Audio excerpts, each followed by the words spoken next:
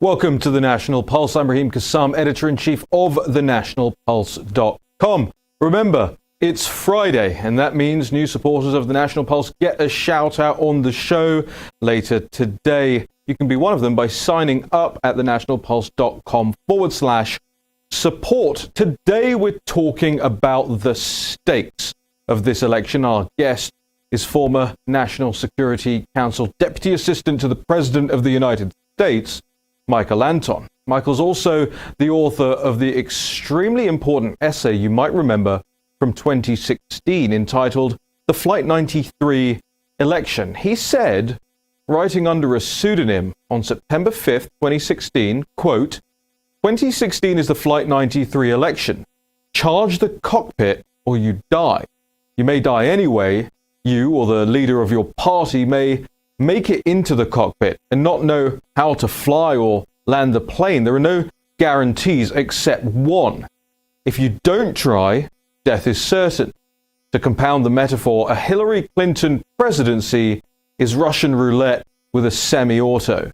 With Trump, at least you can spin the cylinder and take your chances, end quote.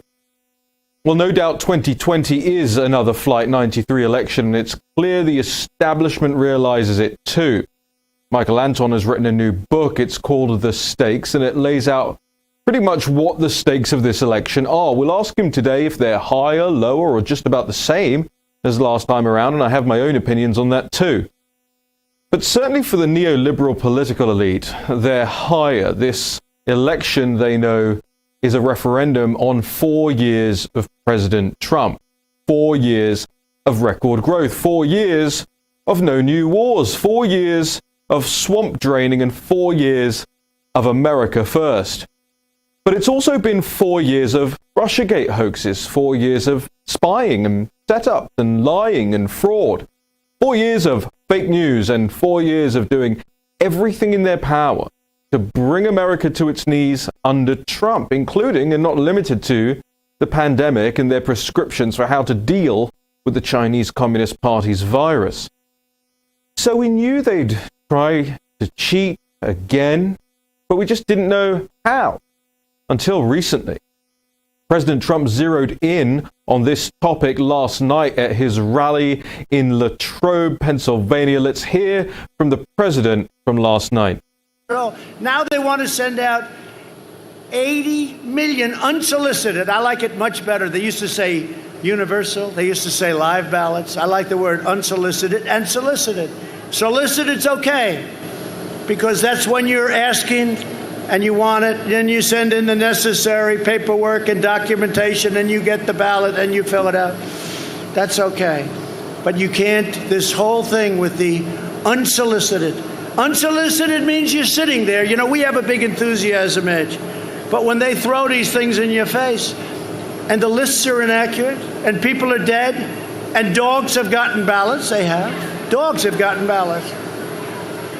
And they know I'm right, and everybody knows I'm right, and they say I'm right behind the closed doors.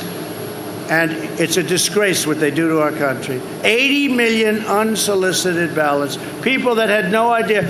People that weren't going to vote, in all fairness. It's really unfair because our people have enthusiasm. They're going out to vote. They're all going out to vote. Everybody here going to vote? Everybody? But they have no enthusiasm. I said, so that's unfair. That guy walks and then he'll have somebody knock on the door, say, listen, would like your ballot. I don't want to vote. I don't care about Biden. I'm a Democrat. I don't care about this guy. Well, look, where is it? Here, take it. Blah, blah, blah. They even have a provision where you don't have to verify signatures. What is going on? And they have another provision in some states where you can harvest. That's where you grab them all together and drop them. And in Nevada, they actually have a provision where they don't have to be counted till 7 days after the election. So that means if we have a close election, could be close. I hope it's not. I hope we have a landslide like you've never seen.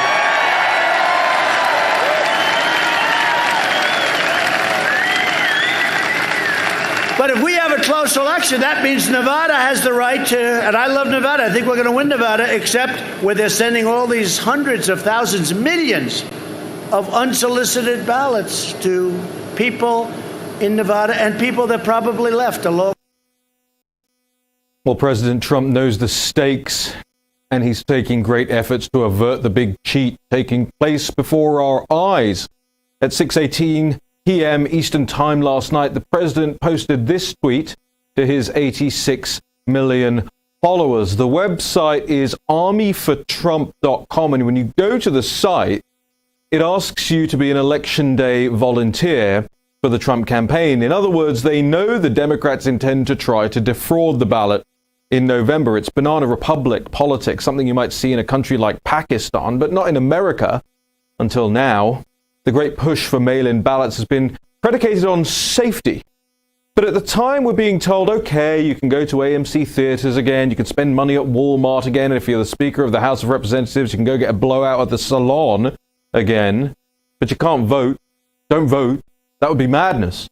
Instead, hand your ballot over to some party worker or pop it in the mail. Nothing will go wrong, right? No, not right. There's plenty of evidence, not just from the United States, but from around the world, that shows how easy postal or mail-in ballots are to defraud. Why is America moving backward in its democracy? What I'm about to read you is from a British Member of Parliament from 2019. Steve Baker wrote in an article entitled, "There is widespread abuse of postal votes. This simply cannot go on." He said, quote, "There is widespread abuse of postal votes. In one case, private data held by a third party for legitimate purposes was used to apply for postal votes and then intercepted before electors had the chance to complete them. The victims would not make a formal complaint as they feared retribution." He says, quote, "I have received accounts of candidates visiting electors' homes, demanding postal votes are completed in front of them, and then taking them away. I have testimony of one young woman's unmarked postal vote being taken off her under duress by a relative and handed to a candidate. We learned about it because she wanted to cancel her postal vote so she could cast it again herself." End quote. There's a reason we believe in the sanctity of the vote and why the Chartists of 1838 demanded a secret ballot. It's because people are corrupt. Voting in the mid-19th century was done in public by a show of hands. At the hustings, a landlord or an employer could see how their tenant or employee was voting and influence or intimidate them. The introduction of a secret ballot allowed voters to make confidential choices, and this prevented intimidation and bribery. But the left doesn't like that. They like to coerce across the board. And when they can't coerce, they like to steal. Trump gets this. Let's listen to what else he said last night. But think of it. They have 7 days after the election. Did you know that, Mike? 7 days. What does that mean? I want to see the results of the election on November 3rd. And by the way, if it's anything like these other events, it could go on forever. I mean, the congressional race, which they just gave up and they declared her a winner, which they should not have done. They should make that do-over. And I think in Patterson they have a do-over. I think they're going to do it over because it was just ripe with fraud, theft. People were selling ballots. People were selling ballots. And, you know, they talk about Russia. They're so worried about Russia. What about sending out 80 million ballots? That's your... Selling ballots. Why are we going back to pre-Chartist days? Why is America moving to a system that can't and won't ensure the sanctity of the vote? And what does it pretend if the left wins on November the 3rd or the 4th or the 5th or beyond? Our guest today is Michael Anton, author of The Stakes, America at the Point of No Return. And we'll be talking to him about his analysis of this coming election right after the break. This is The National Pulse, and we'll be right back.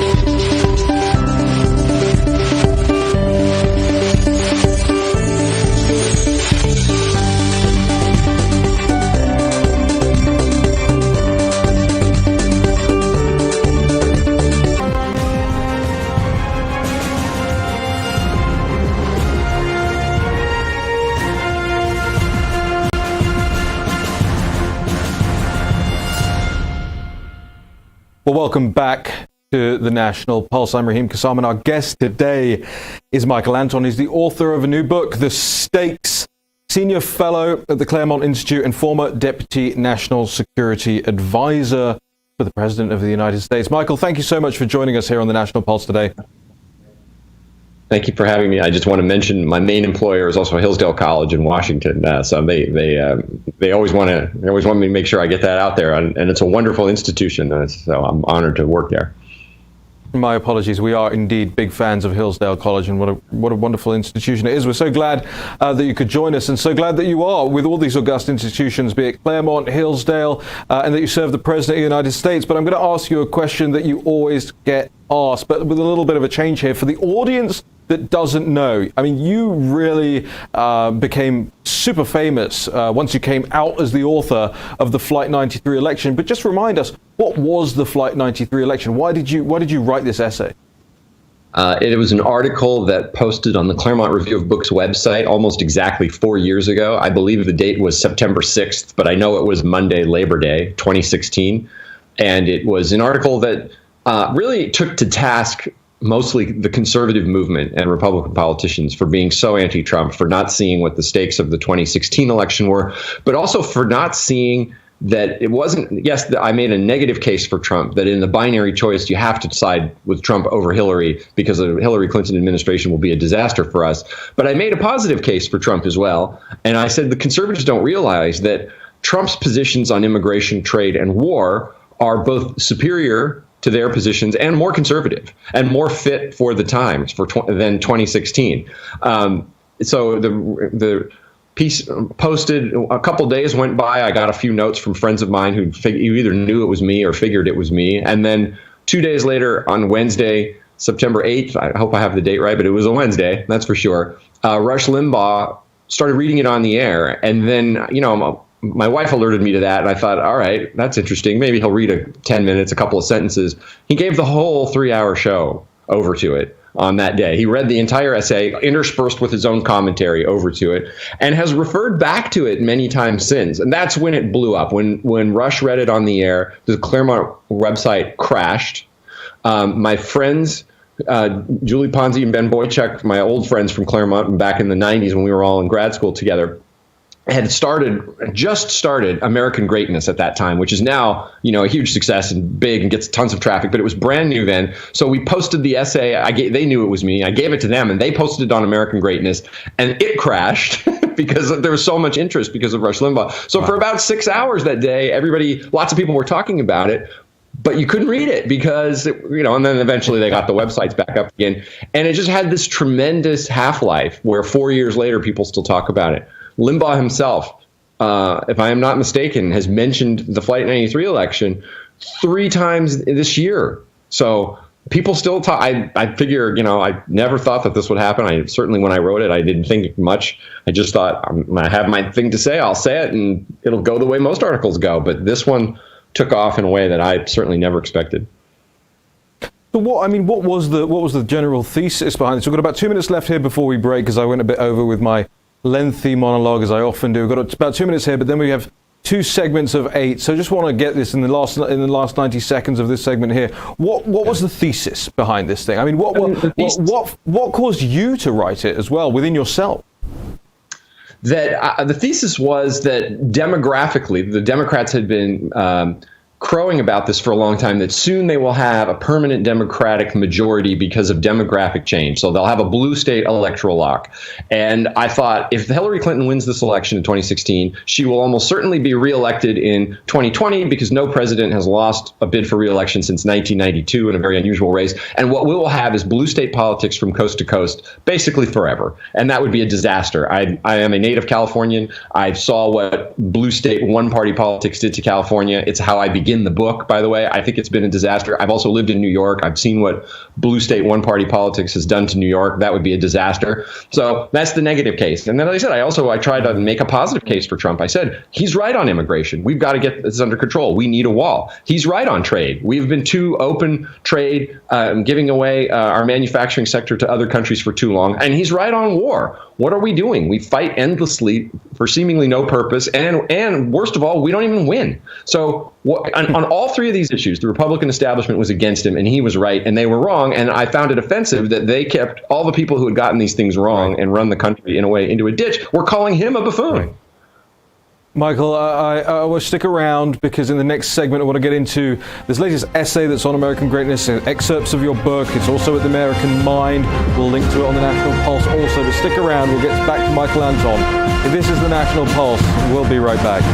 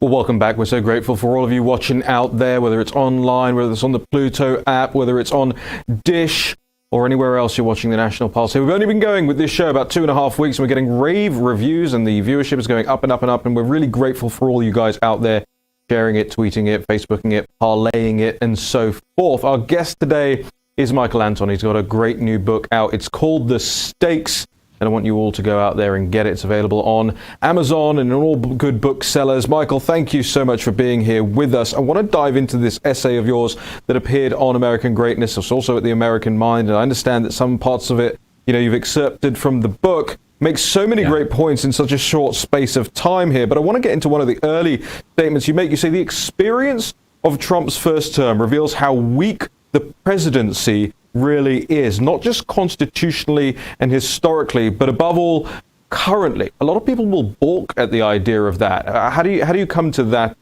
conclusion? Well, the presidency is intended in a way to be weak by the founders. They didn't they wanted a separation of powers because they feared that too much concentration of power in any one office would lead to tyranny. So the presidency is limited. It has these enumerated powers. And that's built in by design. But in addition to all of that, today what we have is a mass accumulation of power in our society in other governmental sectors, the unaccountable and bureaucracy or administrative state, first and foremost, and also in corporations, in universities, in foundations, in the media, in all of these sectors outside of government. And all of them, literally all of them, are diametrically opposed to President Trump and what he's trying to do. So I said that to sort of help people I hear sometimes from people that, well, I voted for Trump and I expected X and Y and Z and I haven't gotten all of it yet. And therefore, what's the point? The point is you would have gotten the opposite had you not elected him. You got some of what you wanted and you need to keep him there so that you can get more of what you want. And it's going to be an extremely hard slog because he's opposed by every other power center in the country, including his own government that nominally reports to him. It's very hard for the president to give an order to the federal bureaucracy and have that order followed. It's extremely difficult because of the way our unaccountable administrative state has set up and grown tentacles over the last 100 years. Yeah, you wrote that you vastly underestimated how bad the resistance to Trump would be, but this isn't your first rodeo. You've worked in a previous administration. What are the differences, the tangible differences that you saw? So I was in the first the George W. Bush administration in his first term, and in a little bit into his second. And I saw the administrative state, the deep state, whatever you want to call him. I saw them undermine him from the inside in various ways. And even though really there was a core agreement on broad goals between he and they. So I knew coming in that it would be much harder on Trump because he ran against the entire bipartisan ruling class consensus on pretty much everything. And so the bureaucracy that always wants to get its way was now going to be even more truculent and difficult. I knew that. And yet there were still things that I found impossible to imagine that it took a long time to sink in. I mean, that the FBI and the intelligence community and senior members of the previous administration would make up a phony Russia spy story, and we would consume 2 years of our national life over a complete lie. If you had told me that at the beginning, I would have said that sounds like a great John le Carré novel. Where, what's the title? I'd like to read it at the beach or something.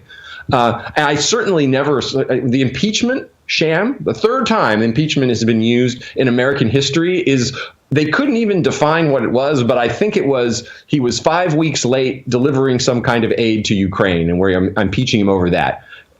And the way that whole thing was set up, the way it was clearly an op from inside the bureaucracy to give the Democrats the means to impeach him. I never would have imagined something like that could possibly happen. And then we saw it happen, and now you don't have to imagine it, but it just, I guess I was naive. I don't know how else to put it.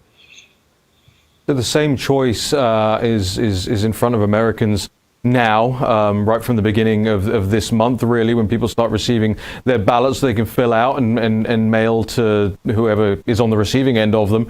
And then we know that the Democrats are expecting to receive these days and days and days after November the 3rd in an attempt to overturn what they say themselves could be a landslide victory for President Trump on election night. I want to ask you, you've written here, the ruling class will get right back to elevating the international over the national if there's a Joe Biden victory in November. What does that look like for average, everyday Americans, people watching this show and thinking, well, will it be that much different?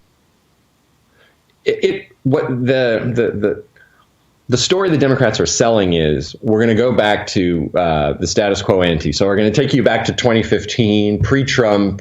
The Great Recession is mostly over, and things are fine, sort of from our perspective. Well, in 2015, things were not fine, and that's why Trump won the election. In 2015, the manufacturing sector had been enduring almost 50-year hollowing out.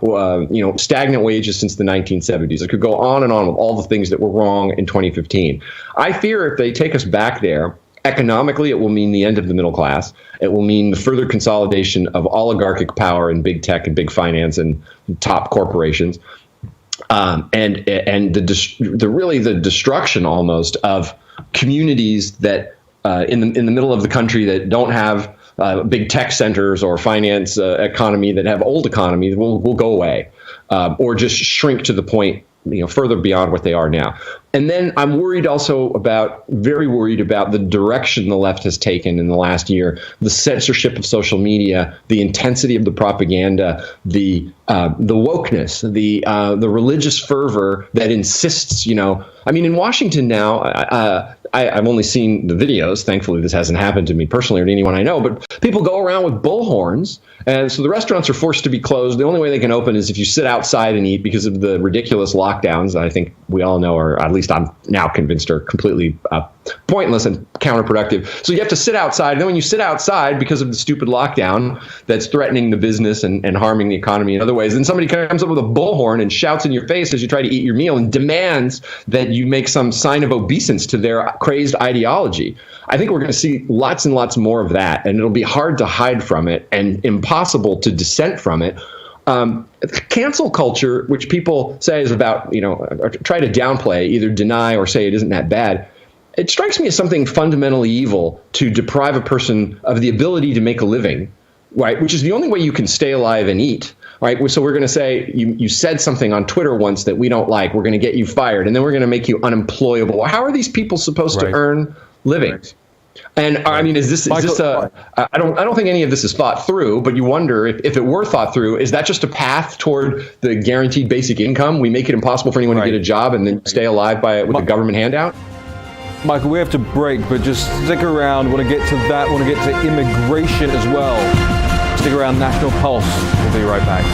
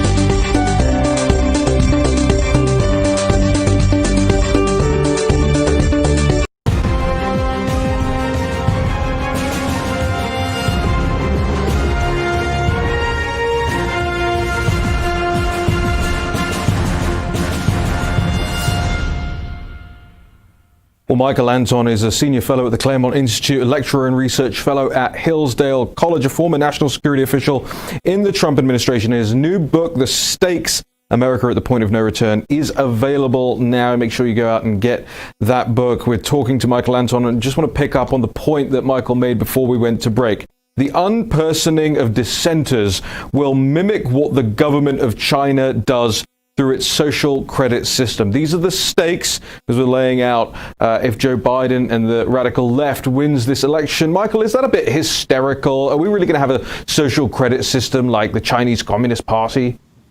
I think we already do. It's just outsourced to the private sector. The private sector does it. And then everyone, when anyone complains about it, people say, oh, well, they're private companies. They can do what they want. You know, start your own platform, build your own economy, build your own internet. But as I said, when they start locking people out of jobs, out of the ability to make a living, that to me is really sinister. It's almost like a sort of free floating, something that's described out of Solzhenitsyn, gulag, where you're not actually in a camp, but you're otherwise, unpersoned. You just cut off from everything, and people can't live that way. I don't know where the woke left thinks this is supposed to end, but what happens to a person who gets deplatformed, unpersoned, unbanked, and made unemployable for life? Let's say at age 30, and your average life expectancy is 80, whatever it is right now. What are they supposed to do for the next 50 years? Have you thought that through, or is the idea that these people should just sort of wither and die? I wonder. I don't know. But the crazy things that I'm hearing and seeing done these days don't lead me to believe that they have a happy answer to that question. Yeah, where are all these great left-wing thinkers that we're constantly told exist out there on issues like that, and where they might go? We had Dr. Matthew Peterson on the show yesterday talking about how, the Jeff Bezoses of the world may like to support these people now, but what happens if you keep feeding the crocodile? Eventually it's going to come for you. I want to ask you as well on the implications, the stakes for immigration into the United States. You write in this article, Biden has already promised to amnesty every illegal immigrant currently in the country, according to a 2018 Yale study. That's at least 22 million people. And you write, if each newly minted American brings just one relative, that's another 20 million new immigrants in Biden's first term alone. But we know from the White House figures themselves, Michael, that the average is about 3.5 family members for every migrant in chain migration terms. That would lead to a 25% increase in the population under Biden's first term. Yes, I mean, it could happen. I was tried to be conservative in my estimate and just say if only one. But, the number that has been used forever for the number of illegal immigrants, I mean, literally for 20 years, the public estimate has been there's about 11 million people, illegal immigrants in the country right now. And I thought, that's interesting. We've had porous borders for all these years, and every year it's always 11 million. How come it never goes up? And finally, some researchers put out a study in late 2018 and said, we think it's twice that, right? Twice that. Okay. Biden won't admit that it's 22 million because it sounds too scary, but he has said he'll amnesty them all. Not only will he amnesty them all, but remember, every single candidate, when asked that question at the first Democratic debate, I think it was the first debate, will you make illegal immigrants also eligible for Medicaid? Every single hand went up in the air. We're not going to amnesty everyone. We're going to essentially so strain one of our social safety nets that's already under tremendous strain because the finances of this country are so bad, right? But I don't see how the program itself or even the federal budget could survive a fiscal strain of that magnitude instantly. But they're pledged to do it. I see no signs, the only hope really, some people say, well, now it's campaign rhetoric. They talk like this. They'll get in there and they'll be more moderate. I don't know. I doubt it. They don't seem to be in the mood for moderation or concessions or compromise at the moment. All right. They seem to be in the mood for street violence and White House sieges and unpersoning and murdering people in the street and all the rest of it. Michael, just before we let you go, we've got about 3 minutes here. You have a subheading of this article, and I commend this article to the audience, called A Tyranny Perpetual and Universal. As the audience knows, I like to mark up everything and go through it and annotate it and highlight it and go through everything, and I have, and it's wonderful, and it leads them on to your book, which is equally wonderful. It says Goodbye Constitution, this subheading, Goodbye Constitution. And I got to tell you, this really resonated with me because the latest plan that we've seen from the Transition Integrity Project, this Soros and Berggruen Institute-backed organization, they say that the Democrats should urge an end to the Electoral College, should put term limits on Supreme Court justices, and they give more and more prescriptions for this. So just tell us a little bit, just before we let you go, about the Goodbye Constitution part of this. The Democrats and the left generally have been irritated by and hostile to constitutional limits for 125 years. This goes all the way back to the original capital P progressive era, when they were saying in the beginning of the late 19th century, it's these restraints that the founders built into the government that are holding back progress. And if we could override or get around the restraints or get rid of, there's no limit to the kinds of things we could do. And the left has been in that sort of mood, except on the rare occasions when a constitutional limit serves their immediate need. They've been in that mood for a long time. They're talking openly about it now in a way, though, that I've never heard. The Electoral College, yes, they've been there have been several attempts over the years to get rid of the Electoral College. Since I'm mentioning it, one of my former colleagues who died fairly recently, Michael Ullman, saved the Electoral College on more than one occasion through his scholarship and deft political advocacy. Essentially, what that would do is to make the country into simple majority rules, tyranny of the majority, and which is exactly what the founders were warned about and were worried about. Together, and we vote, and whatever the vote says happens. There's no check, there's no breaks. Very, very scary prospect. But I also think, as I said, that I say in the book, we haven't really been ruled as a country constitutionally the way the parchment, as I call it, the paper, has designed, the way it says, in a very long time. And I think we could conceivably get it back if we play all of our cards right and Trump is reelected and a lot of other things happen. Right. But if we don't, if Trump is defeated and or if he wins, they're doing something I've never seen the Democrats and the left do ever, which is they're openly talking about muddying the waters. Now they say if Trump will lose and he'll refuse to leave. Yeah. Michael, we'd love to keep you on if you want to just conclude that point after this next break. Okay, sure. Okay, great. We're going to go break. We'll come back, Michael Anton Fisher, and then we swear we'll let you get on with your day. But the book is The Stakes. You've got 2 minutes in the break now. Go and get it. It's called The Stakes. It's by Michael Anton, and we'll be back in just a second.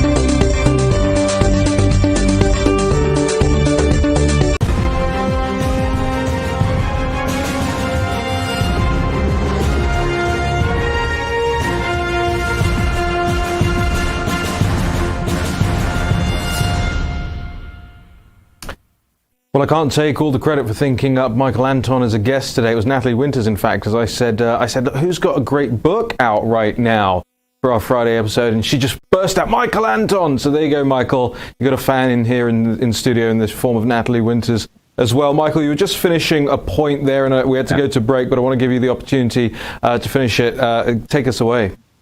The Democrats essentially lately, if you connect all the dots, and several new dots dropped today. Bill Clinton is saying that he expects Donald Trump will lose and refuse to leave. Just yesterday, I think the Washington Post had a long article saying all of these outcomes will lead to street violence and Donald Trump may have to be forcibly removed from the White House. Now, the premise that they're saying is that Trump will lose and refuse to concede. I actually think that's a lie. That will not happen. If Trump genuinely loses, I have every expectation that he will do what he's constitutionally required to do and step down and leave on January 20th of next year. What I fear and what it looks like is they're getting ready to muddy the waters enough that whatever the outcome is, the media and its propaganda, the left and all of the media and all of social media will say, Trump lost. He lost, and he's still there. Therefore, we're justified in doing anything to pull him out of there. Joe Biden himself has said at least twice, I think 3 times, if that happens, the military is going to be ready to go in there and drag him out of there at gunpoint. This is crazy talk of the likes that has never, ever happened in the United States of America before, and it should scare the living daylights out of everyone. And I hope it scares the living daylights out of the White House, and they're thinking about how they're going to respond and what they're going to do. Yeah, I completely agree with you, Michael. We've been sounding the alarm on this since August the 3rd when the Transition Integrity Project report came out, and we put the whole report annotated by myself on the National Pulse website today so people can go and look and see where we're pointing out certain things. The heads of these organizations, of course, these same organizations that are making the charges that the media is following up on, as you mentioned, Michael, are donors. They're donors to the Biden campaign. We're going to get into that in the next couple of segments here with Natalie Winters. But Michael Anton, I just wanted to say thank you again. Make sure you get the book, The Stakes, America at the Point of No Return. Make sure you're signed up at the Claremont Institute and the Hillsdale College. They blast out all of Michael's work because Michael's old school. He doesn't do Twitter or Parler or anything like this. So you've got to get to Michael through the institutions. Michael, thank you once again. Thank you. All right, Natalie, you heard it from Michael Anton right there. It was your idea, a great idea to have Michael Anton on the show, and he just confirmed a lot of our reporting about, and my concern is the very same. Is the White House taking it seriously enough? In the introduction, in the monologue, I showed how President Trump was taking the mail-in ballot thing seriously, and it's the mail-in ballot thing that they're going to rely on, that they're going to lean on to make these claims that he's not the legitimate president. Again, in Hawkfish's words, this DNC analytics firm, not on election day, but in the days after election day, they're going to come, we found another 50,000 ballots here, and there was another 20,000 buried under my blanket, and they'll come up with all of this, and they'll say, you, Mr. Trump, are not the rightfully elected president of the United States. So it just strikes me as utterly extraordinary that we're in this position. As Michael said, nothing like this has ever happened before in the Republic's history. And there are so many of these things as well that we keep seeing popping up here and there. We have a story up on the site right now about Rosa Brooks. Rosa Brooks is the person behind the Transition Integrity Project, her and Nils Gilman. But just to reiterate from yesterday, Rosa Brooks is not nonpartisan, as all the newspapers are calling her. No, she's donated over the course of her lifetime over $20,000 exclusively to Democratic candidates, including over $5,100 to Joe Biden, dating all the way back to September, months before the Transition Integrity Project was even launched. Hold on, how has Rosa Brooks made a living in her life? Well, she's jumped around. Right now she's at Georgetown Law, but she used to serve as general counsel to the Open Society Institute, specifically George Soros, which now she currently sits on the foundation's board. And New America Foundation and all of these others. So let me get this straight. Soros pays her, Georgetown pays her, and she cuts checks to Biden. And somewhere in there, she's at George Soros is having private dinners with advisors to both the Biden campaign and the Obama White House. And offering substantive help. It wasn't, hey, what can I do for you? Buy you a drink, take you out sometime. She offered substantive help in that email that you dug out from, 2015? Yes. Extraordinary stuff. So tell us about her co-founder of the Transition Integrity Project, Nils Gilman. Sure. So as Michael was talking about during his amazing interview, the media is going to play a very integral role in the outcome of the election in the following days. So it's really concerning when you look at Nils Gilman's track record, his history of where he's worked on two fronts. I would say both domestic interference in the election and foreign interference in the election, specifically through the Berggruen Institute, which we've covered has extensive links to the Chinese Communist Party. But he currently serves as the deputy editor to Noema magazine, which is run by the Berggruen Institute. Now, this magazine was formed out of a collaboration, what was known as the World Post, which was a collaboration between the Washington Post, a noted anti-Trump outlet, and the Berggruen Institute. So it morphed into this, but a lot of people who were involved in that project carried over. So when you look at the editor-in-chief, the managing editors, a lot of the leadership, their resumes are exclusively New York Times, Washington Post, CNN, all these outlets that we know are anti-Trump. Extraordinary. More. Keep going. Sure, and it's even more interesting when you take this in context of what he told Vox yesterday, which you highlighted. Quote, I think the media in some ways has the most important role of all. If there's a contested result, the only way that either Trump or Biden, for that matter, can effectively contest a result that goes against them is if they create a plausible narrative that is backed up by their media factions. Well, the media factions are entirely on Biden's side, on Nils Gilman's side, and what's really concerning concerning is the fact that the editorial board of this magazine has deep ties to the Chinese Communist Party in the form of Fareed Zakaria, in the form of actually the director of the Berggruen Institute's China Initiative, which has hosted annual conferences with leader Xi Jinping. And this individual has even made calls for China to play an increased role in global affairs. The list goes on. It's very concerning stuff. Even the editor-in-chief has penned countless op-eds talking about how the United States should follow China, take cues from them on leadership, and that China needs to follow the words of Henry Kissinger and, quote, start leading. Wow, Natalie Winters with some bombshells there. We'll be coming back after this next break with more from Lead Stories. Remember them? Michael Anton talked about unpersoning. Well, Lead Stories unpersons the National Pulse all the time, hiding our articles on Facebook, and we've dinged them around a couple of times for it. But now they're taking down articles about pedophilia. Why would the left be doing that? The National Pulse, Natalie Winters will tell you right after this break.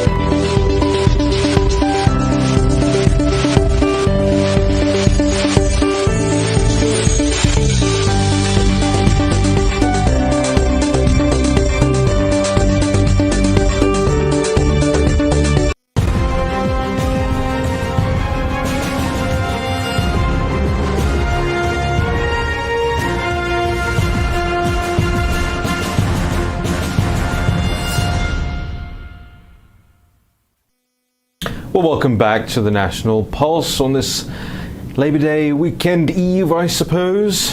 I want to get now to something that really means a lot to me, and that's our supporters, you guys out there who like our work and see fit to support us.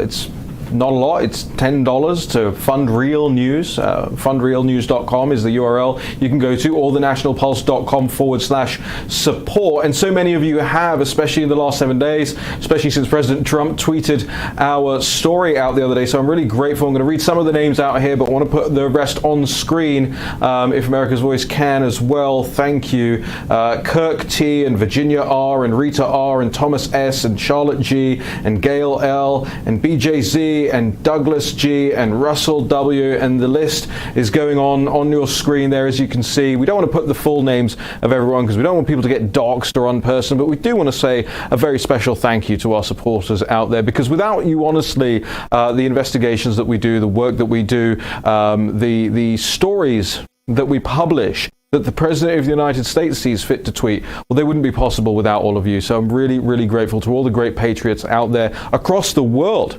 We get support from across the world from all of these people. So we're just so utterly grateful for your support as you see your names on the screen there, and we're very, very, again, grateful for it. Natalie, very quickly, lead stories. Alan Duke, Belgian-based company which censors news here in the United States and impacts the election. What have they been up to lately? On both Facebook and TikTok. Well, they seem to be defending what is a very controversial bill newly passed in California, being sent to Governor Newsom's desk, but that would effectively decriminalize or at least lessen the penalties of essentially pedophilia, to call it what it is. Interestingly enough, Lead Stories felt compelled to issue nearly 1,000-word article against a post that was calling California out for passing this bill.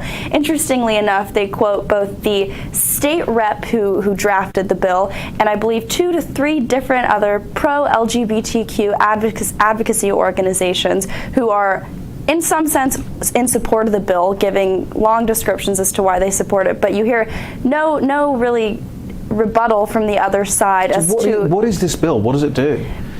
Essentially, anyone who's aged 14 to 17, if they engage in sexual relations with someone who is within a 10-year age gap of them, it is not considered statutory rape.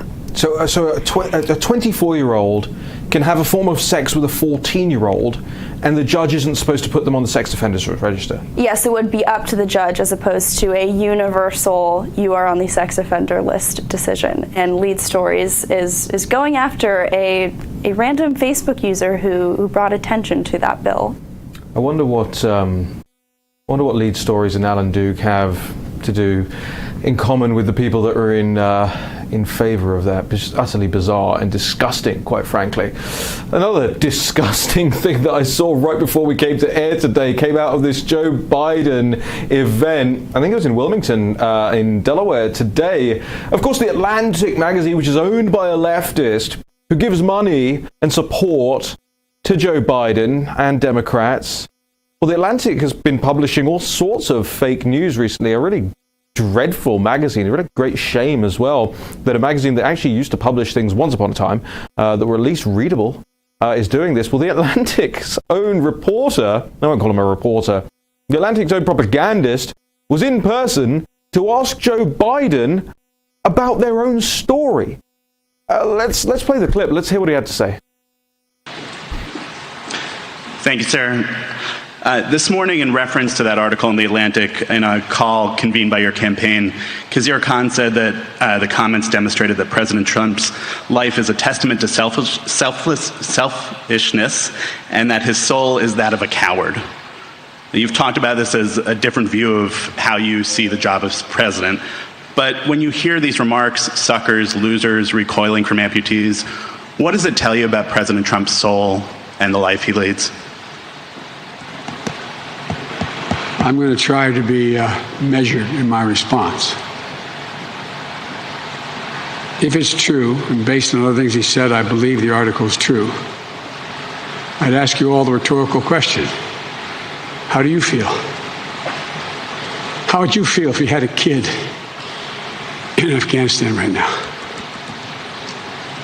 How would you feel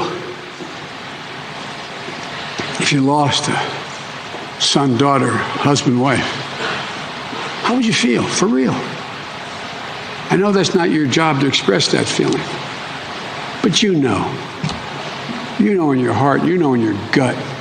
We know exactly. We know exactly. It's deplorable. We know exactly, Joe Biden, that you were the one with your administration and your decades in the swamp here in Washington, D.C. that was sending American troops into the line of fire for what? For what? And for how many decades? Don't pull that on us. Don't pull the emotional heartstrings. Don't pull the pathos out again. Oh, we know, because it's the ordinary people, the deplorables of this country, that have to shoulder the burden of the foreign wars that you sent people to, that you sent people to die for. For what? Oh, so that Hunter Biden could make some money? That Hunter Biden could make some money in China or Ukraine or the Middle East or wherever else it was? And the Atlantic magazine. I mean, that guy couldn't even spit his question out. He was so palpably embarrassed to be told by his editor to be there. You've got to go and look at it right now. I'm looking, his name is Edward Isaac Dovere. On Twitter, he is just spending his whole afternoon now defending himself on Twitter against people who are calling him ridiculous as a result of this. Was he auditioning? Was he auditioning to be Joe Biden's next press secretary? Because it sure sounded like it. I mean, imagine writing a fake news story with fake sources, anonymous, that has been refuted by people in the White House, by people in the administration, even by people who are hostile to the president, who've refuted this fake Atlantic story. Imagine writing that and then going to the opponent's campaign event and saying, "Oh, Mr. Biden, what do you think the president has in his soul?" Oh, it's embarrassing. That's embarrassing. That's Der Stürmer level propaganda. Embarrassing. Oh well. Well, the National Pulse will be back live next Tuesday here at 3 p.m. Make sure you're tuning in Monday for the best of Nigel Farage and Jack Brewer. I want to say a big thank you to our production team, America's Voice. Stick around for more America's Voice content over the course of the day. Thanks to Natalie Winters and all the rest of the team. We'll see you next Tuesday.